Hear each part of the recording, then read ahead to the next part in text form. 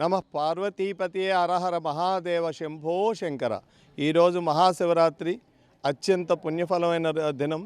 ఈరోజు ఎవరైతే స్వామివారిని ఒక బిల్వపత్రంతో వేసి అర్చిస్తారో అటువంటి వారికి కానీ, అభిషేకించిన వారికి కానీ, అలాగే అట్లీస్ట్ స్వామివారిని ఈరోజు మనస్ఫూర్తిగా కూర్చొని ఒక్క నిమిషం ఓం నమ శివాయ అని 11 మార్లు జపించినంత మాత్రం చేతనే విశేష పుణ్యఫలం అనేది వస్తుంది.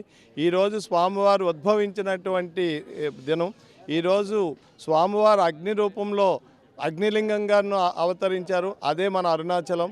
ఇటువంటి మహత్తరమైన రోజునాడు ఏ జన్మలో ఎన్ని పాపాలు చేసినప్పటికీ కూడా ఈరోజు స్వామివారిని కానీ జపించిన, పూజించిన, అర్చించిన, అభిషేకించిన విశేష పుణ్యఫలాలు వస్తాయనేది ఎటువంటి అనుమానం లేదు. ఇది మన శాస్త్రం, మన తాలూకా శివపురాణాలు మనకి తెలియజేస్తున్నటువంటి విషయం.